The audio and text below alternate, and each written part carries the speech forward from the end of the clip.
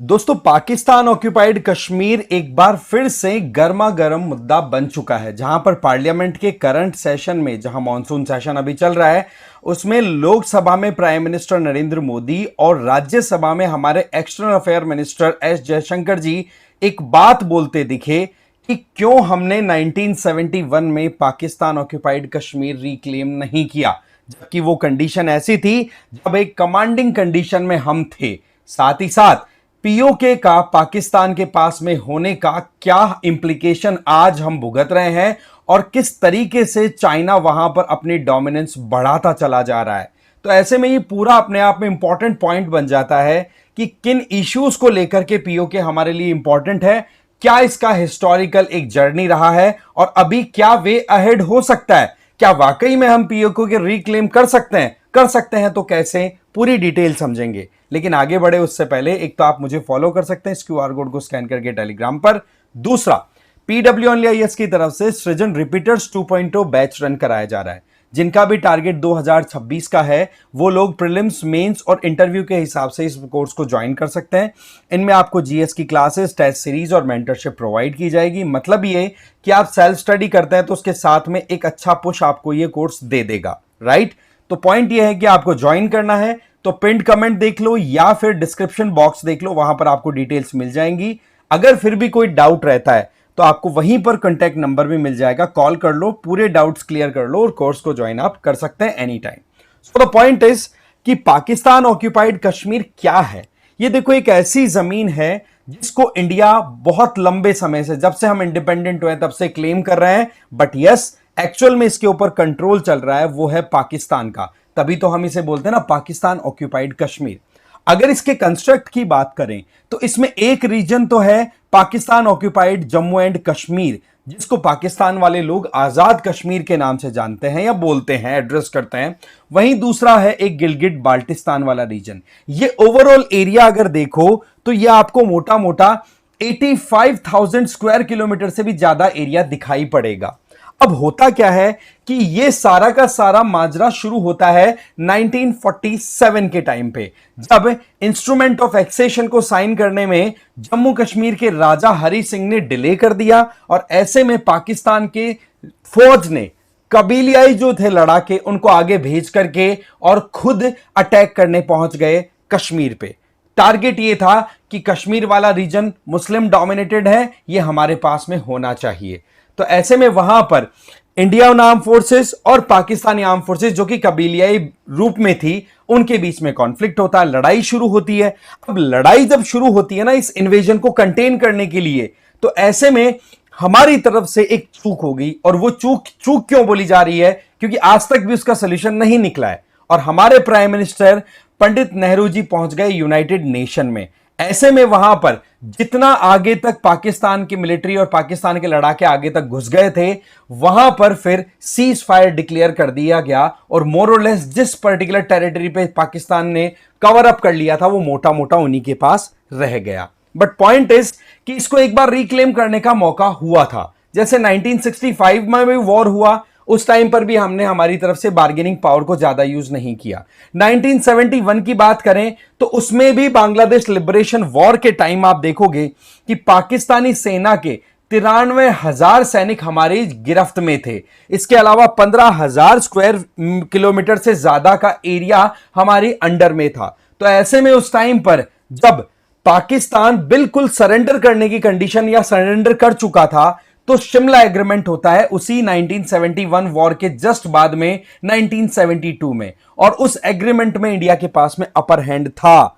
उस टाइम पर पाकिस्तान की तरफ से रिप्रेजेंटेटिव आते हैं उनके प्राइम मिनिस्टर जुल्फिकार अली भुट्टो, और वहीं पर हमारी रिप्रेजेंटेटिव इंदिरा गांधी जी थी। तो इनके बीच में जो एग्रीमेंट होता है वहां पर हमने मोर और लेस जमीन को एक तरीके से सेटल करने की बजाय हमने मोर और लेस पाकिस्तान को फ्री हैंड दे दिया। बट यस, कुछ कंडीशंस थी।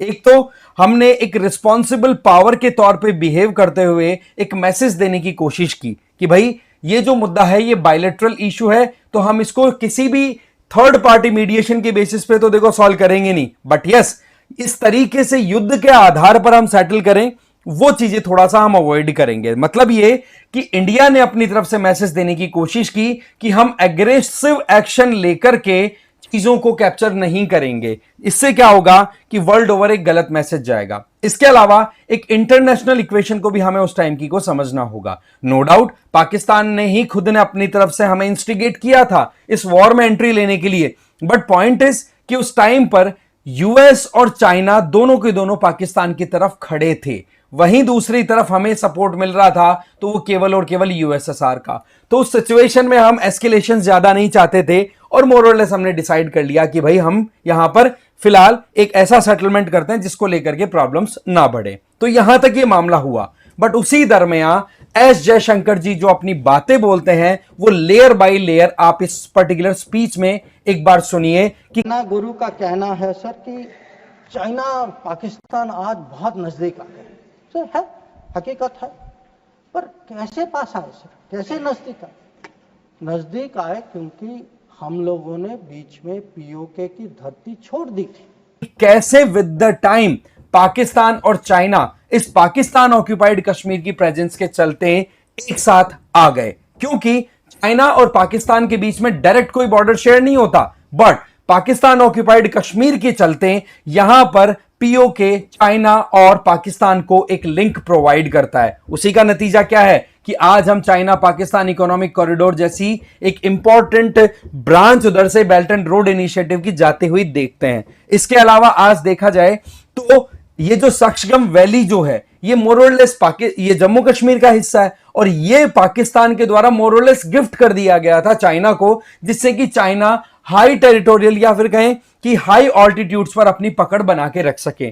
तो कुल मिलाकर के ये जो सिचुएशन है ये हमें यहां पर इस तरफ इशारा करती है कि भाई जो कोई भी कंडीशन आज डेवलप हो रही है उसका क्या सॉल्यूशन 1971 में नहीं निकल सकता था, क्योंकि लीगली अगर हम देखें तो पाकिस्तान ऑक्यूपाइड कश्मीर चाहे पाकिस्तान के कंट्रोल में है, बट हम क्लेम करते हैं कॉन्स्टिट्यूशनल स्टैंड की बात करें तो 1994 में हमारी पार्लियामेंट में एक रेजोल्यूशन लाया गया था जिसमें साफ साफ ये बोला गया कि Pakistan occupied Kashmir is an integral part of India. इसके अलावा पाकिस्तान का जो ऑक्यूपेशन है दैट इज कंप्लीटली इलीगल। इसके अलावा पाकिस्तान ऑक्यूपाइड कश्मीर अपने आप में स्ट्रेटेजिकली बहुत ही ज्यादा इंपॉर्टेंट है, इंटरनेशनली भी बहुत ज्यादा ये हाईलाइटेड रहता है, क्योंकि पाकिस्तान हमेशा कोशिश करता है कि कश्मीर के मुद्दे को इंटरनेशनलाइज करके इंडिया को थोड़ा घेरा जाए। बट पॉइंट इज कि हमें यहां पर समझना होगा कि पूरा इक्वेशन कैसे डेवलप हुआ। देखो एस जयशंकर जी ने जो बातें बोली वो आप इस पर्टिकुलर वीडियो में देख सकते हैं, बट यस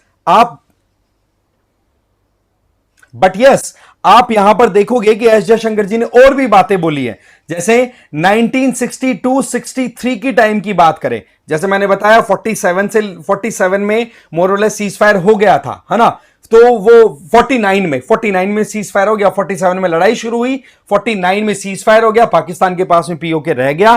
फिर 62-63 में होता यह है कि सक्शगम वैली जो है वो पाकिस्तान के द्वारा चाइना को दे दी जाती है। 67 में काराकोरम हाईवे पे काम होता है और उस काराकोरम हाईवे की अगर बात करें तो वो मोरलेस एक ऐसा पॉइंट था जब चाइना और पाकिस्तान की डिस्टेंसेस और ज्यादा रिड्यूस हो गई। उसी टाइम पर मिलिट्री कोऑपरेशन बढ़ा और वो मिलिट्री कोऑपरेशन इतना बढ़ा कि 1967 से जस्ट 10 इयर्स बाद में 1976 के लमसम पाकिस्तान और चाइना के बीच में न्यूक्लियर कोलैबोरेशन भी स्टार्ट हो गया। फिर 1986 में काराकोरम रोड है वो कंप्लीट हो जाता है। फिर 2005 में ट्रीटी ऑफ फ्रेंडशिप साइन होती है पाकिस्तान और चाइना के बीच में। 2006 में Pakistan China free trade agreement होता है। 2013 में बेल्ट एंड रोड इनिशिएटिव के तहत पाकिस्तान ऑक्यूपाइड कश्मीर का जो एक हिस्सा है गिलगिट बाल्टिस्तान, उसके through China Pakistan economic corridor की एक ब्रांच निकलती है और आप देखते हो कि ग्वादर पोर्ट भी इसी टाइम पर मोर और लेस चाइना के अंडर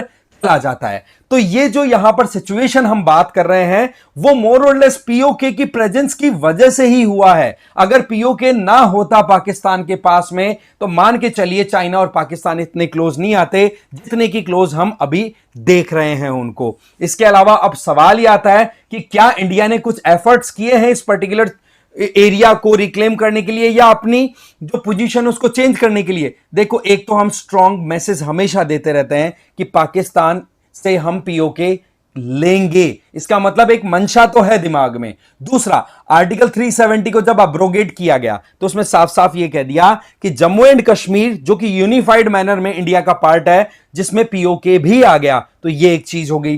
तीसरी सबसे इंपॉर्टेंट चीज कि जिस तरीके से अभी रिसेंट टाइम में गिलगिट बाल्टिस्तान में प्रोटेस्ट देखने को मिल रहे हैं, anti Pakistani protest, anti Chinese protest, तो वो मोर और लेस हमें सिग्नल देते हैं कि वाकई में अगर इंटेलिजेंस को हम प्रॉपर्ली ग्राउंड लेवल पे और अच्छे से इंप्लीमेंट करें, जो कि कर रही है हमारी इंटेलिजेंस एजेंसीज, तो ऐसे में पाकिस्तान ऑक्यूपाइड कश्मीर को डिस्टेबलाइज करके हम इंटरनली वीक बना सकते हैं पाकिस्तान की क्लेम को।